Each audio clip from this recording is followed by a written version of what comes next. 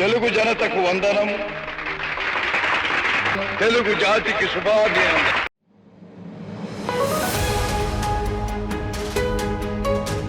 నమస్తే, నేను చక్కెర్ల ఝాన్సీ.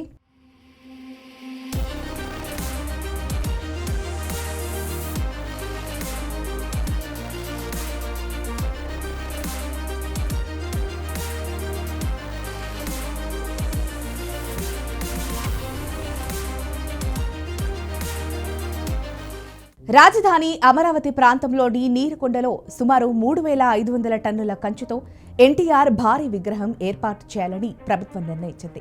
దీనికి సంబంధించిన డిజైన్లను కేబినెట్ సబ్ కమిటీ పరిశీలించింది.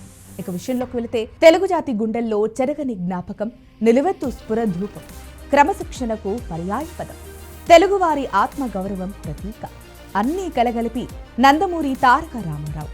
అవును, రాముడు, కృష్ణుడు, రావణుడు, దుర్యోధనుడు తదితర పౌరాణిక పాత్రల్లో నటించి తెలుగువారి గుండెల్లో చిరస్మరణీయుడిగా నిలిచిన యుగ పురుషుడాయన. జానపదం, సాంఘికం, పౌరాణికం అనే తేడా లేకుండా అన్ని ప్రాంతాల్లో జీవించిన విశ్వవిఖ్యాత నట సార్వభౌముడు నందమూరి తారక రామారావు. ఆనాడు ఆయన చేసిన ఒక్క సంకల్పం నేడు ప్రపంచ దేశాలు భారతదేశం వైపు, తెలుగు సినిమాల వైపు చూసేలా చేసింది. ఏనాటికైనా ప్రపంచ దేశాల గోడలపైన తెలుగు సినిమా పోస్టర్ కనిపించాలని ఆ రోజుల్లో ఆయన చేసిన కృషి నేడు ఫలించింది అనడంలో ఎటువంటి సందేహం లేదు.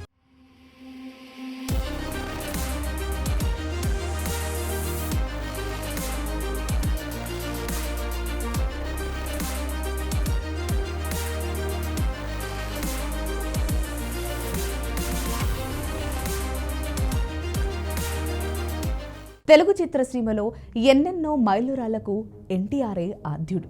ఇక ఆయన నటి జీవితంలో మైలురాలుగా నిలిచిన చిత్రాలు ఈనాటికి మన మదిని గెలుస్తూనే ఉన్నాయి. సాంఘికమైన, పౌరాణికమైన, చారిత్రకమైన, జానపదమైన ఏదైనా సరే నందమూరి బాణి వాటికే వన్నె తెచ్చింది. మాయాబజార్, లవకుశ, శ్రీకృష్ణార్జున యుద్ధం, భీష్మ, భూకైలాష్, నర్తనశాల, పాండవ వనవాసం, శ్రీ వెంకటేశ్వర స్వామి మహత్యం, మహామంత్రి, తిమ్మరుసు, దానవీర సూరకర్ణ చిత్రాలు విశ్వవిఖ్యాత ఎన్టీ రామారావును మకుటం లేని మహారాజుగా నిలబెట్టాయి. కన్యాశుల్కం, గుండమ్మ కథ, అడవిరాముడు, వేటగాడు, గజదొంగ, డ్రైవర్ రాముడు, సర్దార్ పాపారాయుడు, కొండవీటి సింహం, జస్టిస్ చౌదరి, బొబ్బిలిపులి చిత్రాల్లో ఆయన విలక్షణ నటనను ప్రేక్షకులు ఎప్పటికీ మర్చిపోరు. ఎన్టీఆర్ నటించిన చివరి చిత్రం మేజర్ చంద్రకాంత్. తన కెరీర్లో ఆయన దాదాపు 320కి పైగా చిత్రాలు నటించారు.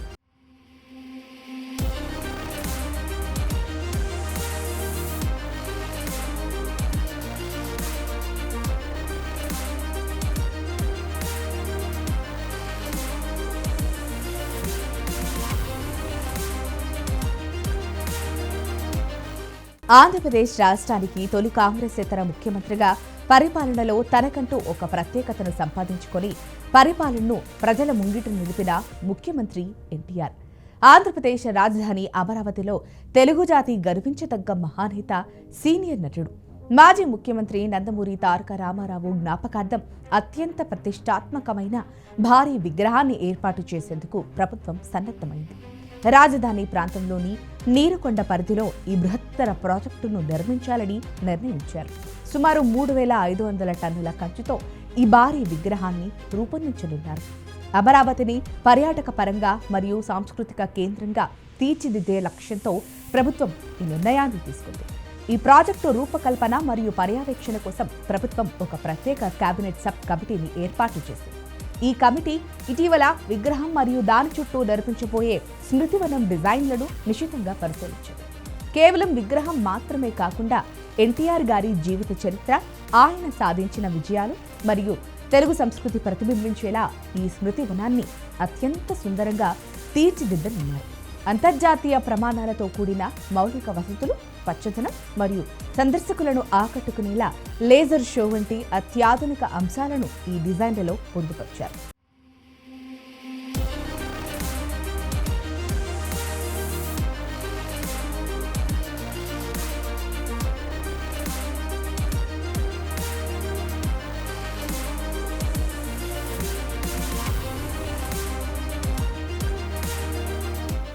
ఈ భారీ ప్రాజెక్టు అమలు బాధ్యతలను Amaravati growth and infrastructure corporation పర్యవేక్షించనుంది. విగ్రహం యొక్క ఎత్తు, తయారీకి కావలసిన లోహాల నాణ్యత మరియు నిర్మాణ కాల పరిమితిపై అధికారులు ఇప్పటికే కసరత్తు ప్రారంభించారు.